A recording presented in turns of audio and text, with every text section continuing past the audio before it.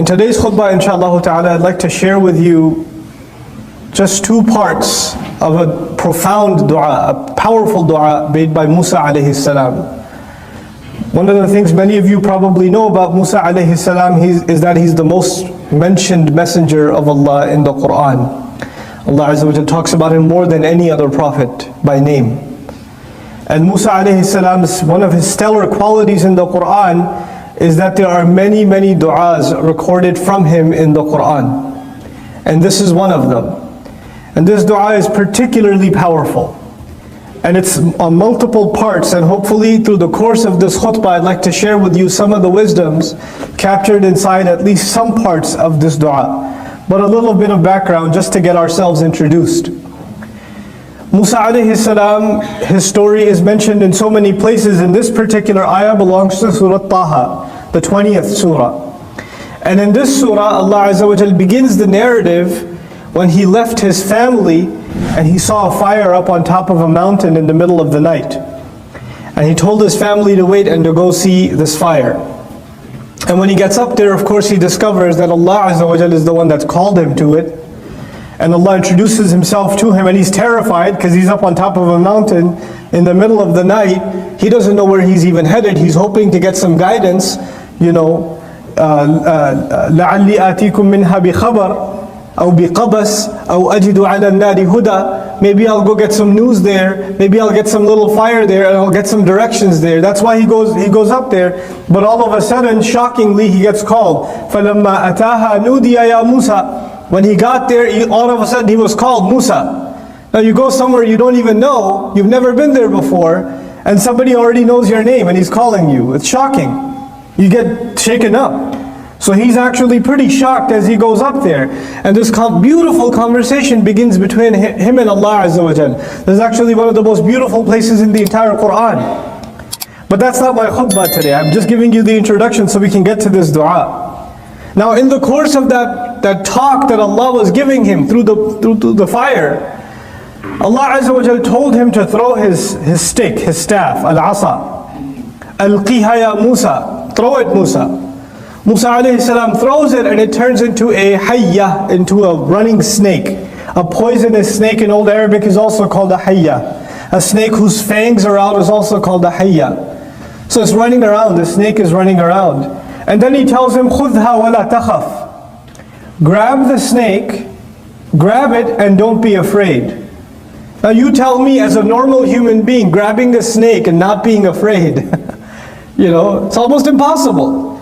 And yet Allah Azza wa Jal trained Musa alayhi salam to take this task on, to grab the snake and not be afraid. And at this point you notice Musa alayhi salam doesn't say, لَا أَسْتَطِيعِ يَا رَبِّي. I can't do it, Ya Rabb.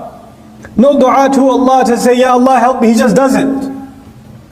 وَاضْمُمْ يَدَكَ إِلَى جَنَاحِكَ تَخْرُجْ بَيْضَاءَ مِنْ غَيْرِ سُوءٍ آيَةً أُخْرَى. Put your hand in your pocket, in your sleeve, you take it out, it's going to be white. Another miracle I'm giving to you. لِنُرِيَكَ مِنْ آيَاتِنَا الْكُبْرَى اذْهَبْ إِلَى فِرْعَوْنَ إِنَّهُ طَغَى. This is to show you from the greatest of my miracles, of our miracles. Go to Fir'aun. He's rebelled. Now so far Allah has asked him for a few things, some pretty shocking things. He's asked him to grab a snake. He's asked him to, you know, his hand has changed in color entirely. I mean, your physical being, this is not just your clothes, it's part of yourself. When part of yourself completely changes, imagine someday you notice a big mole or a growth, or your skin color is totally changed. What would you do? You'd be in immediate shock. What's going on? Am I okay? I need to go see a doctor. I need to go to the hospital. Something's wrong. But Musa alayhi salam has no reaction. He's fine to all of this. But when Allah tells him, اذهب إلى فرعون إنه طغى. Go to Fir'aun. Go to Fir'aun. He's the one in fact that has rebelled. At this point Musa alayhi salam makes dua. He actually, this is what the first amr that Allah Azza wa Jal gave Musa alayhi salam. This is the first command Allah gave Musa alayhi salam, that he didn't just do it, he said, Ya Allah, before I do it, I need some help. And so now we're learning that when Allah tells us to do something, and it's hard, Sometimes we think things are hard, but if you have courage, Allah will let you do it. But you get to a point where you think, even I, with all my courage, this is even too hard for me. That is the time you turn to Allah, and you don't say, Ya Allah, I can't do it. You ask Allah for what you need so you can do it. You ask Allah for what you need so you can do it. So let me repeat this point, because it's of paramount importance. There are people who, when they come across the command of Allah, they come across something Allah expects them to do, their reaction is, Ya Allah, I can't do it. Ya Allah, la aqdir. Fa'ana ajiz. I'm not capable. This is above my capability. There are other people that the dua here suggests, Ya Allah, I know I can't do it, but Ya Allah, give me what I need so I can do it. I'm going to try anyway, but I think I'm going to fail. I'm going to try anyway. But if you can help me, by your help I will succeed. So we don't start with I can't do it. Every time you get to a point where you say and I say I can't do it, we turn to Allah in dua. That's our iman. We turn to Allah and we ask Him for help, because actually the realization is we can't do anything on our own anyway. It is from the help of Allah. It is by the qudra of Allah, by the kun from Allah, that everything comes to be. But we have to do our part at least. So now what does he ask? It's incredible. He's going to go to Fir'aun and go talk to him. He could have asked for a lot of things. Now imagine what he has to do. I want you to understand what he has to do. He is a fugitive, alayhi salam. He killed someone by accident and ran away from Egypt. So the moment he goes back, the first people he has to deal with is the military and the police. Because they've been looking for him. They've had a warrant out for his arrest. He's wanted for murder. He's not welcome back in the city. He can't just walk in. And he's not just somebody who people won't recognize. He lived the life of a prince. He lived in the castle. Everybody knows his face. So he walks in, people go, is that Musa? And word will spread immediately. And when word spreads, obviously the police will find out. And when they find out, their instructions among them are not to arrest him. إِنَّ الْمَلَأَ يَأْتَمِرُونَ بِكَ لِيَقْتُلُوكَ. The chiefs, the police chiefs had already made a plan that as soon as they see him, they're not going to arrest him, they will kill him. So imagine the police aren't looking to arrest the criminal, the police are told shoot to kill. The kill order's been given. Now Allah is telling him, don't go to Egypt. Going to Egypt may be even easy. Maybe you can hide and get into Egypt. And not even go back to, see your mother or go somewhere to see your brother. Go to who? Fir'aun. Idhab ila Fir'aun. Where's Fir'aun? He's sitting outside at the train station somewhere? Fir'aun is up in the castle, in the most secure building in all of Egypt. So he can't hide. He has to go directly all the way to the doors of that White House back in the day. And he has to knock on the doors of security. And he has to say, I have an appointment with Fir'aun. And all of these police officers and all the security guard, what are their instructions? Kill him immediately. Kill him immediately. So I would expect that he would turn to Allah and say, Ya Rab, you want me to go talk to Fir'aun? Can you deal with his army? Can you put them all to sleep so I can go talk to him? Or can you pull him out of Egypt so I can talk with him over here? It might be safer for me. Or can you just magically fly me over there and I'll just end up in the castle and I can talk to him and my problem is solved. You want me to speak to him? I'll speak to him that way. Because I won't even get to him. How am I even going to get to him?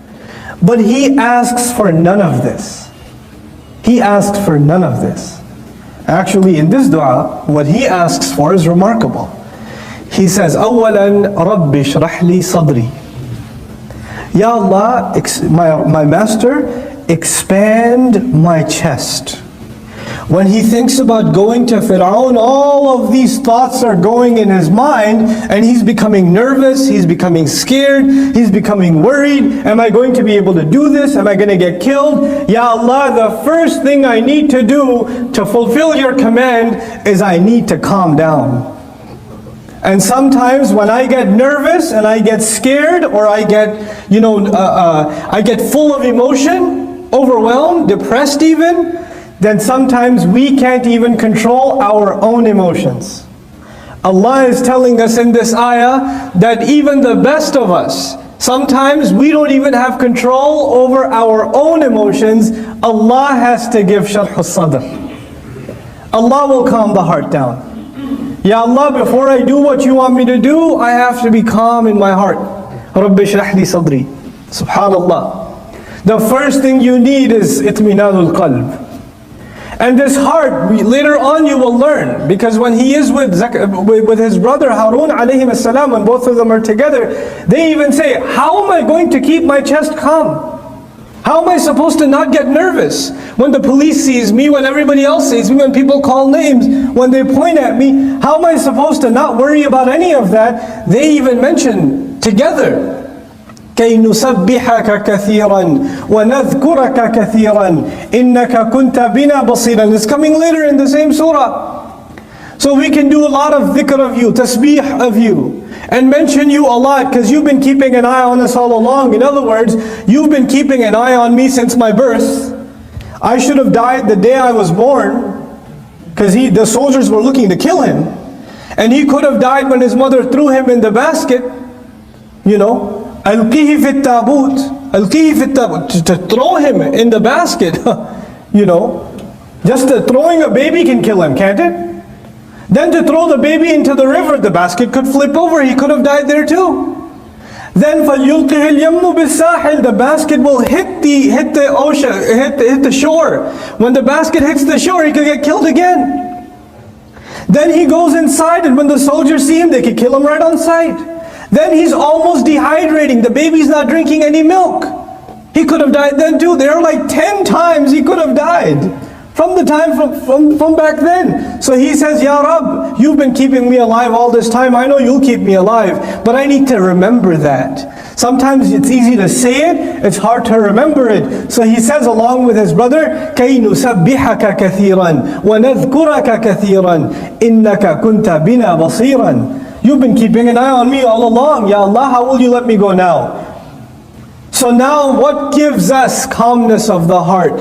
What gives us calmness of the heart when we have a difficult task in front of us is a lot of dhikr of Allah, that Allah is watching. Inna Allaha ma'ana, Inna Allaha basir. Allah is seeing what's happening. Allah knows what I'm going through. Allah is here. Allah subhanahu wa ta'ala, His presence and His knowledge is here. He is in complete view of my circumstance. I cannot lose sight of that. And this dua is teaching us, if a Rasul of Allah, Musa alayhi salam, is saying, وَنَذْكُرَكَ كَثِيرًا, we have to mention you a lot, then where does that leave us? You know? When we have to fulfill a task for the sake of Allah, we have to remember Allah, and He gives us courage. Now, courage alone is not enough. It's the first step though. You have to be calm and you have to have courage. And you have to have inshirah al-sadr. The other implication of this that I want to mention, just of Rabbi shrah li sadri, is when you go, and Musa alayhi salam, we know when he sees injustice, he gets angry. It angers him. And he takes matters in his own hand, like he did with the 2 girls and the sheep. So when he sees Fir'aun, he's one of the worst criminals in all of human history. Obviously the kinds of things Fir'aun says would make anybody angry, not to mention Musa alayhi salam. When Fir'aun says, أَنَا رَبُّكُمُ الْأَعْلَى لَا حَوْلَ وَلَا قُوَّةَ إِلَّا بِاللَّهِ, he says, I am your highest master, I am the Rabb, you know. لَعَلِّي أَطَّلِعُ إِلَىٰ إِلَهِ Musa, he says things like, oh, let me make on my own tower, I'll go climb and talk to Musa's God myself. That's what he says in the Quran. When he says things like that, even it makes us angry. Can you imagine Musa alayhi salam? And by the way, when you get angry, you cannot do da'wah. When you get angry, you cannot do da'wah. So even though he's going to go before someone who will make him very angry, he needs to keep his chest calm. He needs to keep it expanded. He cannot get uncomfortable. So we're learning that the mission of Allah, of talking to those who have rebelled against Allah, has to be carried by people who know how to control their temper. And if they cannot control their temper, if they have an anger problem, then they have to turn to Allah and say, Rabbi shrah li sadri. My master, ease me. Calm my chest. A lot of young people are excited about da'wah. They go to the university, they see their non-Muslim friend, and they see a Muslim brother who doesn't pray or whatever, and they start giving them da'wah, and this guy doesn't care about deen. And he starts saying some ridiculous things that make you angry. Well, the Quran, it has some contradictions, or I don't know, I don't really believe in hadith, or whatever. They say some stupid things. And then you hear that and you go, what? It's kufr, man. And you get so angry at them. And that's the time to remember, Rabbi shrah li sadri. Rabbi shrah li sadri. If Musa alayhi salam has to speak with Fir'aun, وَقُولَا لَهُ قَوْلًا لَيِّنًا قَوْلًا لَيِّنًا لَعَلَّهُ يَتَذَكَّرَ وَيَخْشَى. Then what does that leave you? The guy sitting next to you in the restaurant is not Fir'aun, but he relax. Relax. Take it easy. People can say obnoxious things. This guy used to say he's God himself. And Allah said be nice to him too. Be nice to him also. So we need to learn to calm down a little bit. This is the meaning of this dua. What's the point of these du'as if we don't reflect on them? And we don't understand what Allah Azza wa Jalla is saying. قَالَ رَبِّ اشْرَحْ لِي صَدْرِي. Ya Allah, keep my chest calm. I need to have confidence and I need to have calmness. Also, sharh al-sadr, another meaning of that is there's discomfort, there's fear, there's depression, there's anxiety. In emotions, there are a range of negative emotions. There's a range of negative emotions. And what are the positive emotions? Calmness, relaxation, happiness, confidence. Right? These are positive emotions. When somebody, in Old Arabic, when somebody experiences positive emotions, then they are said to have inshirah al-sadr, then their chest is open. And when someone is uncomfortable emotionally, they're stressed out, they're depressed, they're scared, they're angry, then that is called sadrun dayyiq. That's a tight chest, or haraj fi sadrihi. Lahu harajun fi sadrihi. He's got haraj in his, he's got tightness or discomfort or uncomfortable feelings in his chest. And so Musa alayhi salam is saying, Ya Allah, this is a pretty tough job. There are times where I'll be afraid, there are times where I'll be angry, there are times where I might even get depressed because I see no results, these guys not changing. I might go through a score of negative emotions, and Ya Allah, you need to give me something that will keep me emotionally stable and positive. The da'i, the one who goes on the mission of Allah, the one who calls others to Allah, has to remain positive. Depressed people, scared people, nervous people, and angry people can't carry Allah's job. That's a big job. You have to have people that are happy, that are calm, that exude positivity. When people are around them, they become positive. They want to be around them and not run away from them. That's the kind of people of du'at have to be. Now about the mission itself very quickly. He says, Rabbi shrah li sadri, and then he says, وَيَسِّرْ لِي أَمْرِي. And Ya Allah, you make my mission easy for me. You make my mission easy for me. You're the one who gave me this mission. But as skilled as Musa alayhi salam is, and Allah's choice is perfect.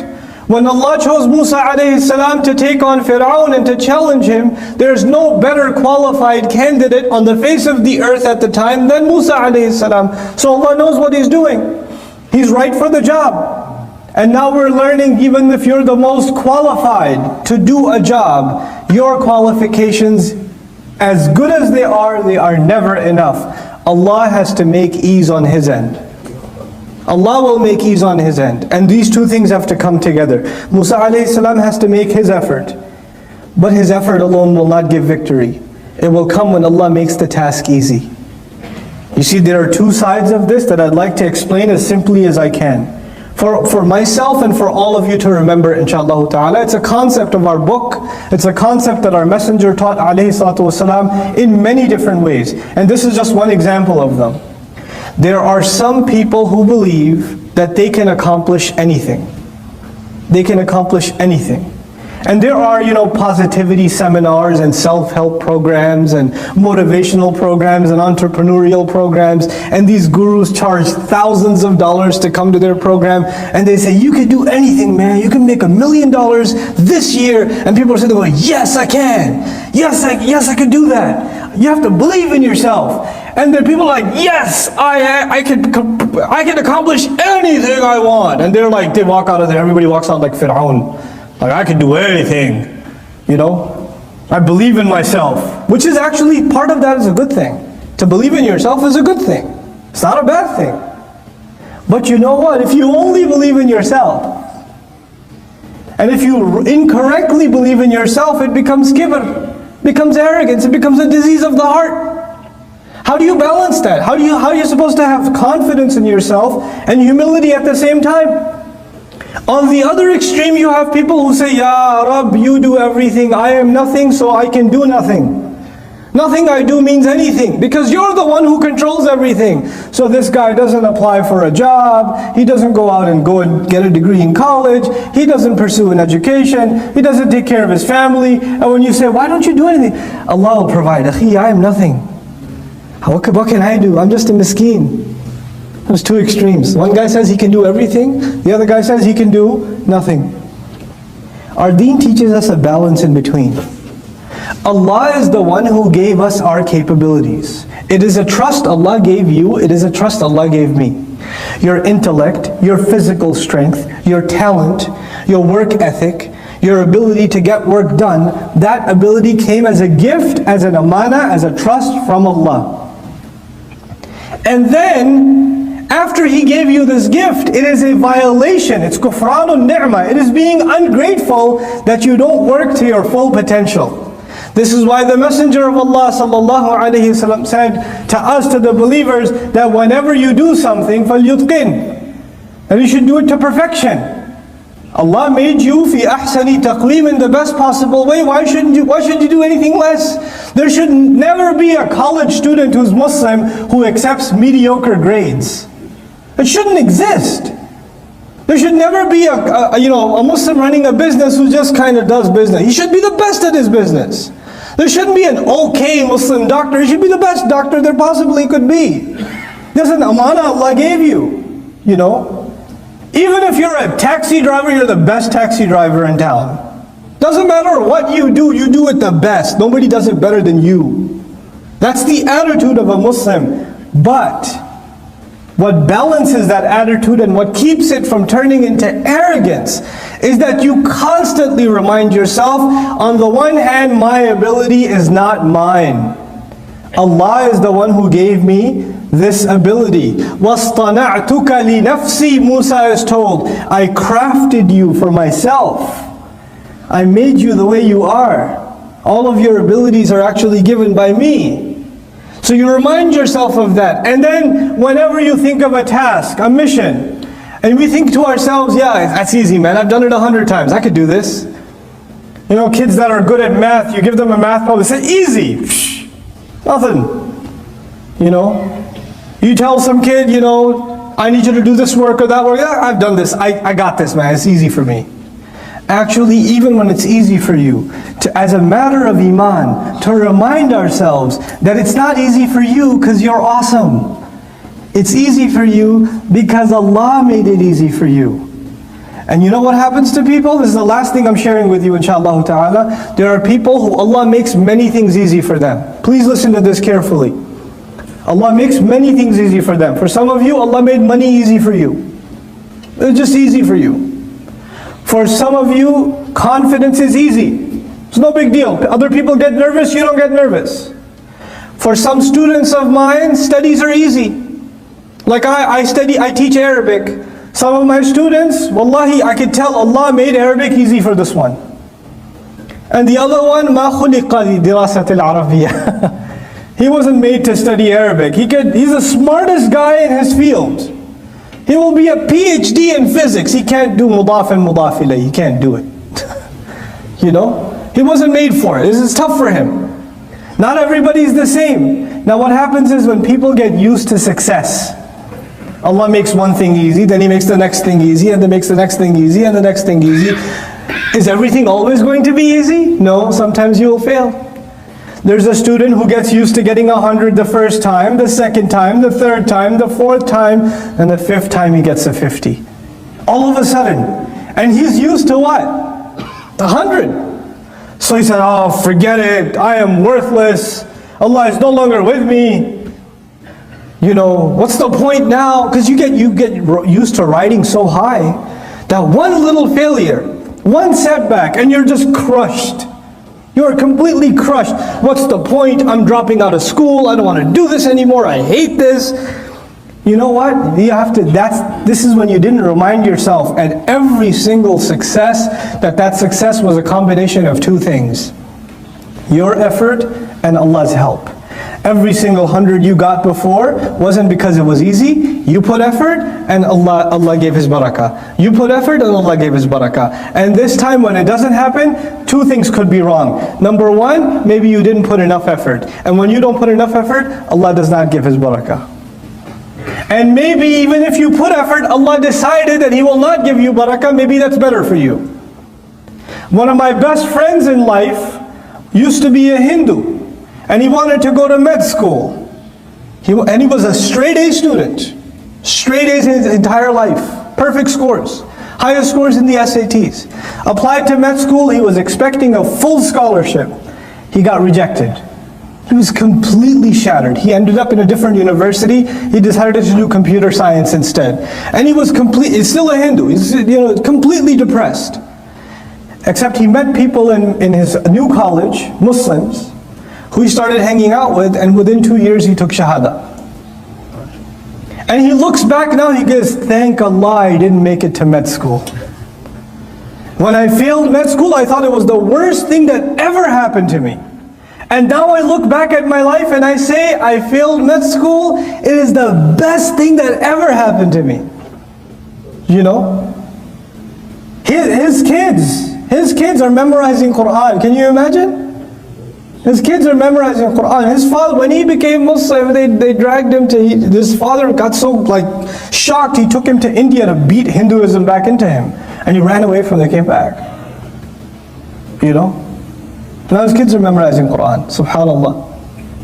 So sometimes we have to have trust in Allah. We get used to riding the high wave, and one little setback comes and we lose our trust in Allah. And then there are others who Allah gives you one difficulty, then He gives you another difficulty, then He gives you another difficulty, and He gives you another difficulty, and you start believing that I will never accomplish anything. My life is just difficult, man. Everything is hard for me. I keep getting fired. I keep failing my tests. I keep doing that. You get depressed. And even this one has to remember that success in this world, everything that happens is a combination of two things. I have to put in my effort, and Allah will make the task easy. I know I said last, but I have 1 minute left. Might as well use it for something. I'll share this last thing with you. There are two parts of this dua so far. It's not even the whole dua. I just wanted to share these two statements with you. رَبِّ اشْرَحْ لِي صَدْرِي وَيَسِّرْ لِي أَمْرِي. There's a sir balaghi. There's a very beautiful eloquence to this statement. Allah is teaching us that if you have a calm heart, if you have a positive attitude, and you have tawakkul in Allah, and you put your work in, then Allah will make your mission easy. But if you start with the attitude, I know it's not going to work anyway, but I'll try. You already began with a defeated attitude, Allah will not make your task easy for you.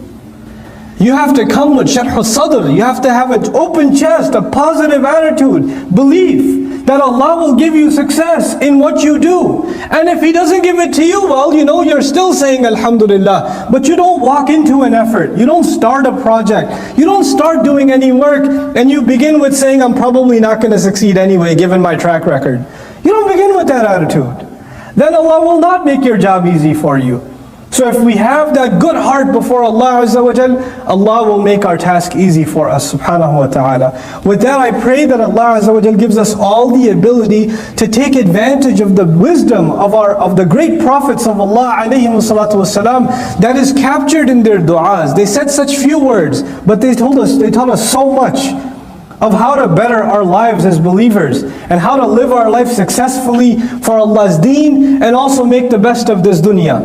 May Allah Azza wa Jal make us find the balance between this deen and this dunya as He intends it, and may Allah put all of us to the service of His beautiful deen and this ummah. Barakallahu li wa lakum fil Qur'anil Hakim wa nafa'ani wa iyyakum bil ayati wa dhikril hakim.